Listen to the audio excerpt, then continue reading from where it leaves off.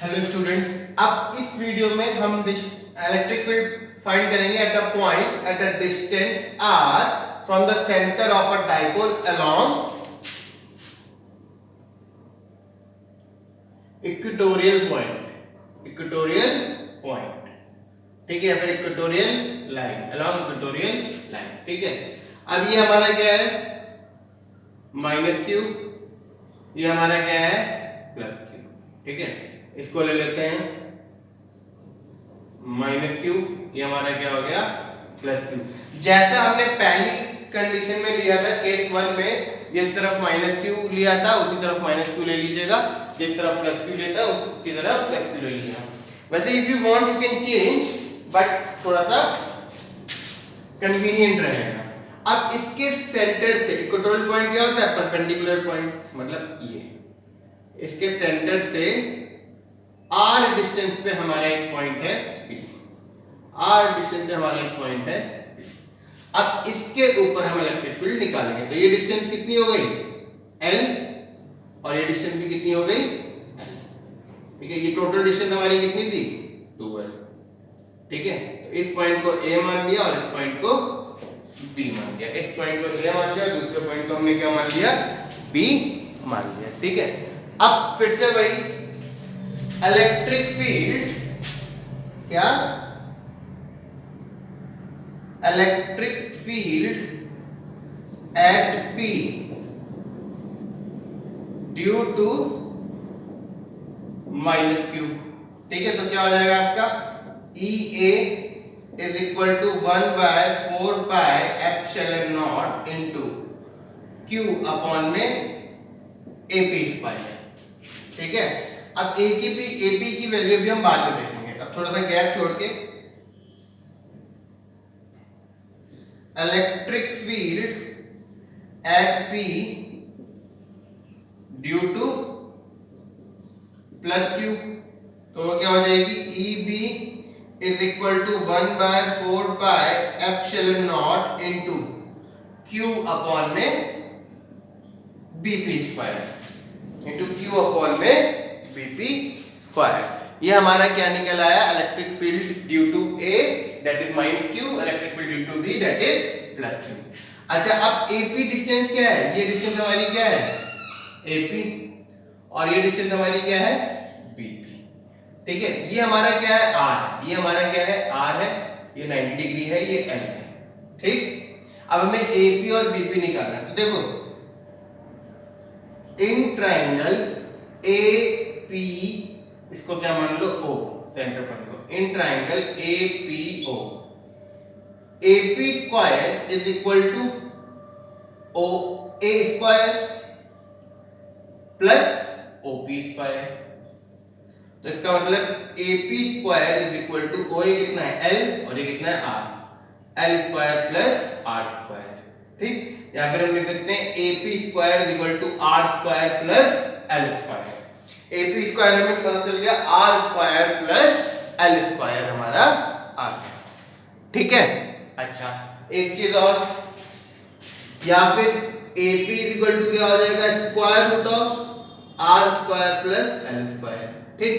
इसी तरीके से in triangle BPO, in triangle BPO, जैसे यहाँ पे पाइथागोरस थ्योरम लगा दी, यहाँ पे भी लगा दोगे, आपका क्या, BP square is equal to OP square plus OB square, तो is equal to R square plus L square. ये क्या हो गया हमारा, BP स्क्वायर, मतलब BP क्या हो गया, square root of R square plus L square. तो हमें क्या मिला, this implies AP is equal to BP, AP और BP बराबर है, और किसके बराबर है आपका, square root of R square plus L square के बराबर, square root of R square plus L square के बराबर, ठीक है। तो अब ये AP और BP की वैल्यू हम यहाँ पे पुट कर दें, तो हमें क्या मिलेगा, EA is equal to 1/4 pi epsilon naught into Q upon में AP स्क्वायर की जगह क्या आ जाएगा, R square plus L square. ऐसे ही EB क्या हो जाएगा, 1/4 4 pi epsilon naught into Q upon में R square plus L square, क्योंकि बी पी स्क्वायर इसके बराबर है। अच्छा, ये जो ई ए की वजह से इलेक्ट्रिक फील्ड लगेगी, नेगेटिव की तरफ आती है वो कैसे लगेगी, ऐसे। ये क्या हो गई आपकी ई ए, और ई बी कैसे जाएगी, ऐसे।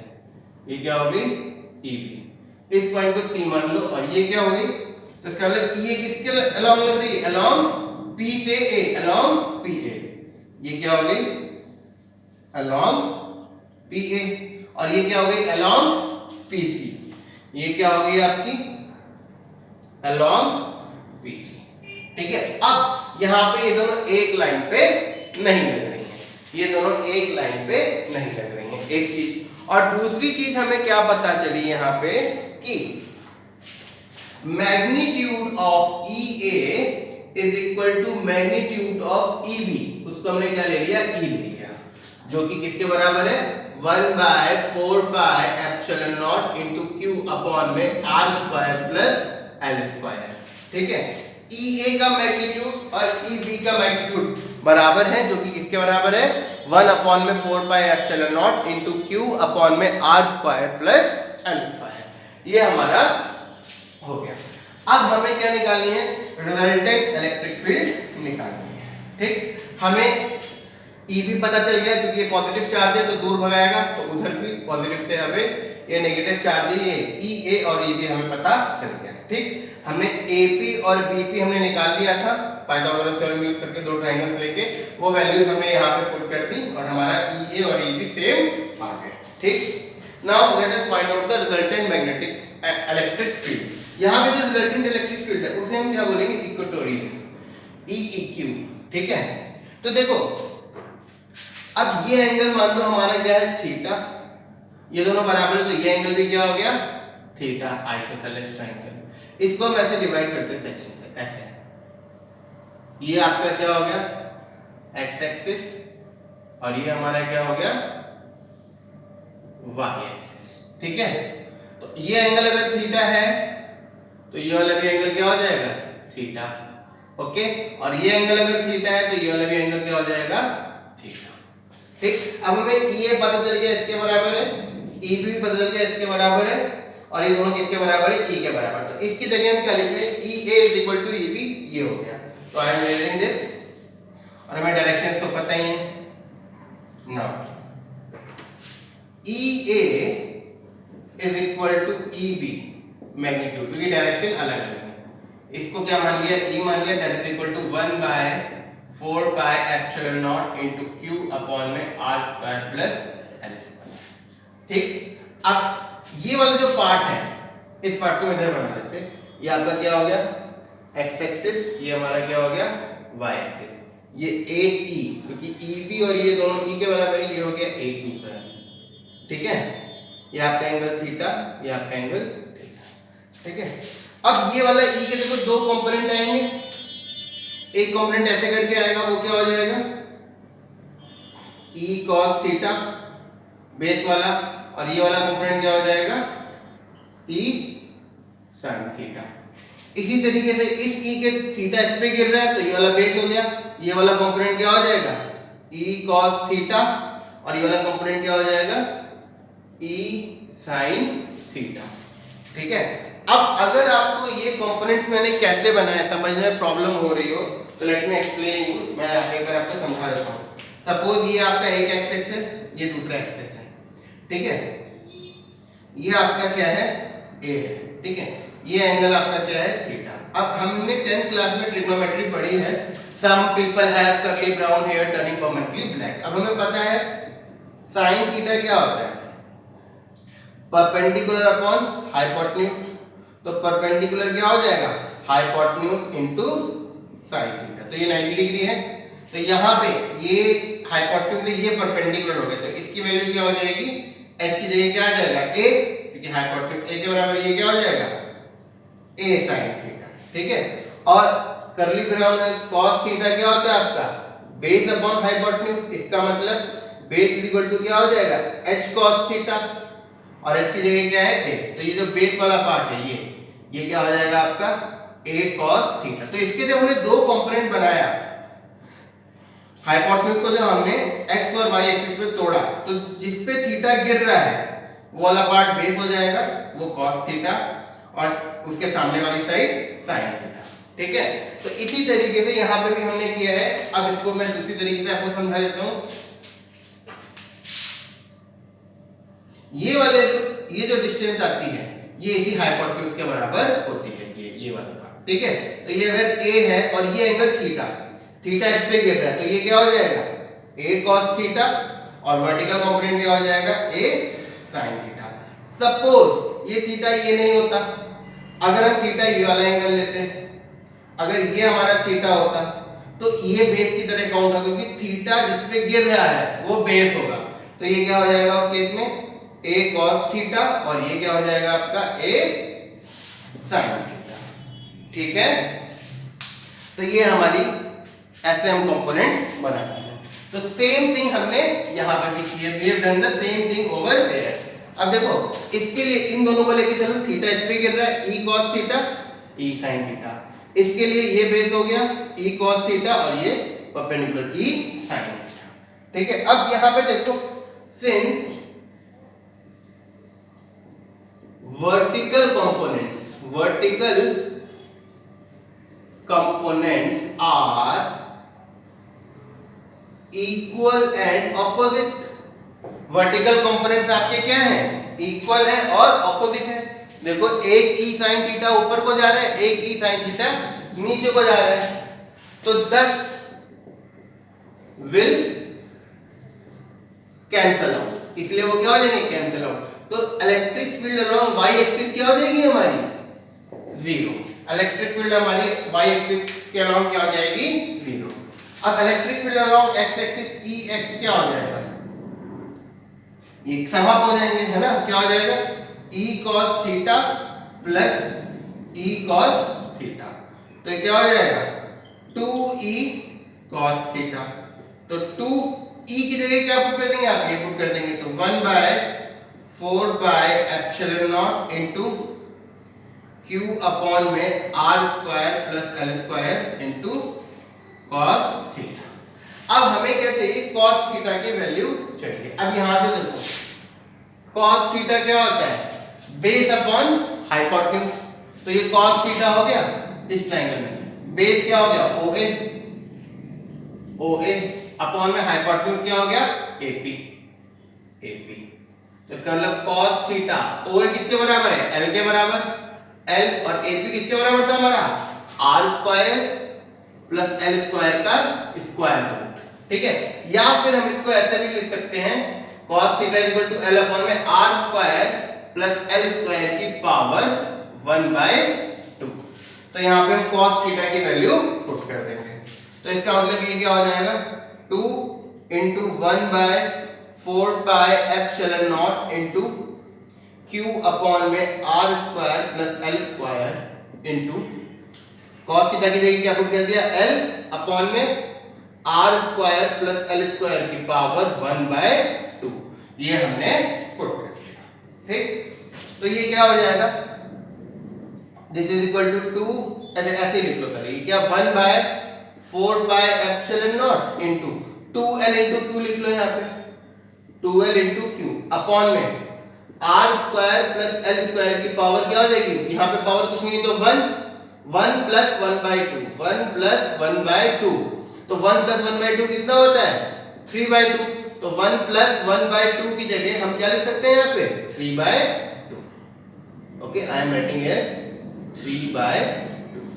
तो ex क्या हो गया आपका, x एक्सिस के लॉन्ग ये x आया, क्या आया 1/4 pi epsilon naught into 2l cube upon में r square plus l square की पावर 3/2। ठीक है, अब यहाँ पे देखो same thing again, since r is much greater than l, तो r square plus l square is approximately equal to r square. तो ये क्या हो जाएगा ex is equal to 1/4 pi epsilon. अब देखो 2l इनटू q को हम क्या लिख सकते हैं, इसको हम क्या लिख सकते हैं p लिख सकते हैं, 2l into q dipole moment, तो we will write here p upon में ये क्या हो जाएगा r स्क्वायर की पावर 3/2। अब 2 से 2 क्या हो जाएगा कैंसिल आउट हो जाएगा, 2 से 2 क्या हो जाएगा आपका, कैंसिल आउट हो जाएगा। तो आपका नीचे क्या बचेगा, r क्यूब बचेगा। क्या बचेगा, r cube. So what we can write over here is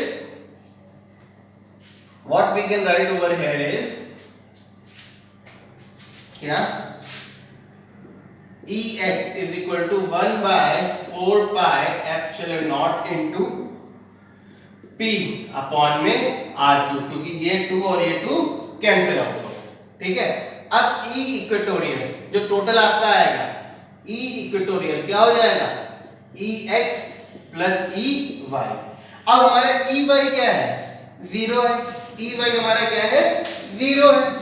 इसका मतलब जो इक्वेटोरियल आएगा वो कितना आएगा, इसका मतलब हमारा क्या आएगा, इक्वेटोरियल जो आएगा क्या आएगा, 1 by 4 pi epsilon naught into p upon में r क्यूब। ये हमारी क्या आ गई, ई इक्वेटोरियल आ गई। अच्छा, ई इक्वेटोरियल तो आ गई, अब इसकी डायरेक्शन भी देख लो कैसी है। देखो एक ऐसे आ रही थी, एक ऐसे जा रही थी, रिजल्टेंट ये तो कैंसिल आउट होगी, तो रिजल्टेंट कैसे आया, ऐसे करके आया। मतलब कि रिजल्टेंट कैसे आई आपकी, रिजल्टेंट इलेक्ट्रिक फील्ड ऐसे करके आई, ये डायरेक्शन आई रिजल्टेंट की, ठीक है। और डाइपोल मोमेंट कैसा है, negative to positive dipole moment कैसा है, ऐसा। और ई इक्वेटोरियल कैसी है, ऐसी, मतलब कि एंटी पैरेलल। इसकी डायरेक्शन क्या है, anti parallel to dipole movement. ये क्या है, anti parallel to dipole movement, ठीक है। तो जो आपका ई इक्वेटोरियल है वो क्या है, anti parallel to dipole movement. अच्छा, ये तो बात समझ में आ गई आपको, इक्वेटोरियल, ठीक है।